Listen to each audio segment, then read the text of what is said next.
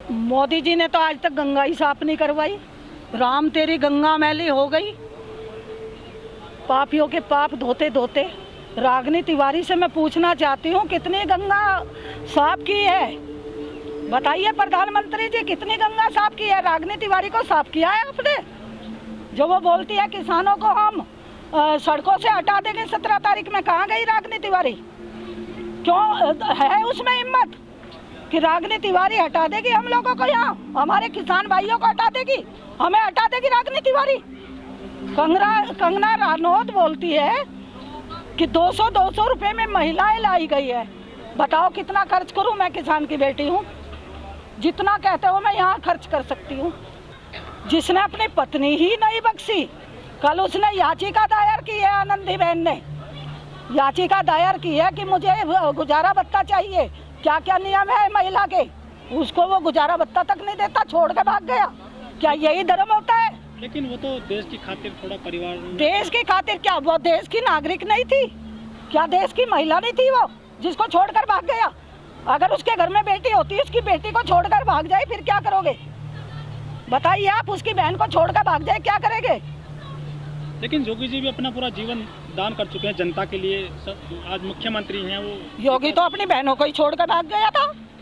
योगी की बहन टिहरी में काम कर रही, फूल बेच के काम कर रही। जो अपनी बहनों का ना होया, अपने भाइयों का ना होया, योगी क्या करेगा? अपनी जिम्मेदारी से भाग गया। अपनी जिम्मेदारी से नहीं भागना चाहिए। भाई बहन हमारे भी हैं, हमारे भी माँ बाप की डेथ हुई थी, हम लोगों ने पढ़ाए लिखाए भी हैं, उनको सर्विस भी लगाई है, उनके सारे काम भी किए हम लोगों ने, और हम खेती भी करते हैं। और हम यहाँ आंदोलन में बैठे, एक पैर हमारे किसान का खेतों में है और एक पैर यहाँ पे है। रात भर जाते हैं खेतों में, ट्रैक्टर चलाकर काम करते हैं, अन्नदाता है। यहाँ जो किसान है हिंदुस्तान का, वो अन्नदाता है। हाँ मैं बता रही, अच्छे दिन आए हैं अडानी अंबानी के, हमारे आज किसानों के अच्छे दिन नहीं आए। अच्छे दिन आते तो आज सड़कों पर किसान क्यों बैठा है? बताइए आप। अच्छे दिन उनके आए हैं, जैसे हमारे खेतों से सरसों खरीदी गई, 4000 रुपये कुंटल खरीद ली। उस समय 80 रुपये किलो तेल बिकता था सरसों का, और आज 160 रुपये लीटर तेल, 900 ग्राम तेल मिलता है। आप ये बताइए कहाँ हुई आय दुगनी? आय दुगनी हुई है पूंजीपतियों की, अडानी अंबानी की हुई है। इन्होंने गोदाम पहले बना कर रख दिए। उस समय क्या था, कोरोना वायरस चल रहा था, गोदाम बनाए उस समय क्यों बनाए? विपक्ष को क्यों नहीं पूछा? बंद कमरे में ये 3 काले कानून बनाए, क्यों बनाए इन्होंने? 3 काले कानून जो बनाए हैं, क्यों बनाए बंद कमरे में? क्या इनको कोरोना नहीं हुआ जब किसान खेतों में काम कर रहा था? और इन्होंने काले कानून बैठकर बना दिए। कौन होते हैं ये किसानों के ऊपर राज करने वाले? जो किसान की बात करेगा वही देश पर राज करेगा। अगर इन्होंने काले कानून वापस नहीं लिए ना, और जितना देर ये लगाएंगे उतना इनको नुकसान होगा। मैं आपसे क्लियर कह रही हूँ। हम हर प्यार की लड़ाई लड़ने के लिए यहाँ बैठे हैं। हमें तो लगता नहीं कि ये सफलता देंगे। 2024 तक हम बैठ गए, बिल वापसी नहीं तो घर वापसी नहीं। हम यहीं बैठेंगे, खुले आसमान के नीचे बैठेंगे। आप कह रहे 2024 तक बैठेंगे, लेकिन ऐसा तो किसान बर्बाद हो जाएगा। 24 घंटा काम करता है किसान अपने खेत में, क्यार में, घर पर। किसान आबाद कब हो रहा? बताइए, आबाद कब हो रहा है किसान? आज सड़कों पर किसान है, हमारे सामने जवान को खड़ा कर दिया। कहाँ आबाद है किसान? हम पश्चिमी प्रदेश के अंदर गन्ना बेल्ट है हमारी, और हम गन्ना बेल्ट अपने गन्ने को मिल के गेट पर डालने जाते हैं तो वहाँ पर क्या आता है? 000। आज तक हमारे गन्ने का क्यों घोषित नहीं किया? बताइए आप। हमारे गन्ने की फसल को क्यों घोषित नहीं किया आज तक? क्यों उसका समर्थन मूल्य नहीं घोषित किया? बताइए आप। लेकिन सुप्रीम कोर्ट ने कहा था कि जो किसानों का गन्ने का जो पेमेंट है 14 दिन में होना चाहिए। 3 साल तक का पड़ा। बताइए हम कहाँ क्या करें? अपनी बेटी की शादी कैसे करेंगे? कैसे हम अपनी फसल बोएंगे? कैसे हम बिजली का बिल देंगे? कैसे हम सफ़र करेंगे? बताइए कैसे करें? बच्चों को सड़क पे ला दिया, आज स्कूल नहीं चल रहे, बच्चों की शिक्षा प्रभावित हो रही है। 25 साल से इन कानूनों पर तो काम हो रहा था, रिसर्च हो रहे थे, किसानों के फायदे के लिए लाए गए ये कानून। कौन सा फायदा है? जो काले कानून आए हैं, ये फायदा है कि हमारा पहले 4000 रुपये मुंजी बिकती थी और आज 1500, 1600, 1800 बिक रही है। पहले हमारा 2200 रुपये क्विंटल अनाज बिकता था, आज 1400, 1500, 1600 रुपये बिक रहा है। इससे कम पर अगर बिकता है तो उसके खिलाफ रिपोर्ट क्यों दर्ज नहीं होती?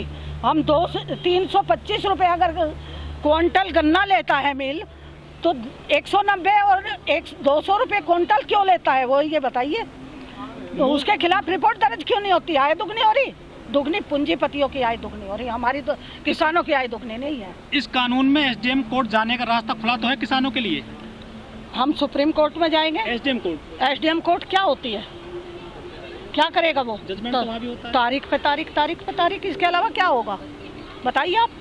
किसान के पास इतना पैसा है कि वो कोर्ट में घूमे या अपने खेत में काम करे? आपने कहा कि काले कानून, जब लेकिन मोदी जी ने कहा कि ये जो कानून है गंगा की तरह साफ है, कानून खालिस्तानी है जो सड़क पर आ चुके हैं। क्या मैं खालिस्तानी हूँ? क्या मैं किसान की बेटी नहीं हूँ? क्या मैं किसान नहीं हूँ? क्या मैं पाकिस्तानी हूँ? बताइए आप। मेरा जन्म यहाँ हुआ, मैं अपने जन्म स्थली बता सकती हूँ, सब कुछ बता सकती हूँ, अपने बाबा परदादा तक के 8 पीढ़ी तक के नाम मैं बता सकती हूँ। और मैं पूछना चाहती हूँ, अडानी अंबानी अपने ही पीढ़ी के नाम बतावे, क्या थे उनके बाबा का नाम? क्या था प्रधानमंत्री के बाबा का नाम? क्या था उसके बाप का नाम? बताओ। मैम, जो बाबा रामदेव हैं वो कहते हैं कि किसानों ने बिल नहीं पढ़ा ठीक से, किसान अभी ना समझ हैं इसलिए विरोध कर रहे हैं। 2.25 आँख का आदमी, मैं उसे क्या बता दूं? आप मुझे ये बताइए, 2.25 आँख का आदमी क्या वो इतना ज्ञानी हो गया? वो केवल अपने एडवर्टाइजमेंट करता है। अभी किसान ने दे दिया, उसका कर दिया, पैसे ले लिए। अभी उसने डाबर का कर दिया, उसके पैसे ले लिए। क्या था बताइए, क्या है वो? उन्होंने एक बयान और दिया है कि देश में मोदी जी के अलावा दूसरा कोई विकल्प ही नहीं है।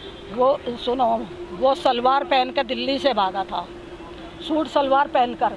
उसमें दम होता तो चौड़ा सीना कर कर भागता।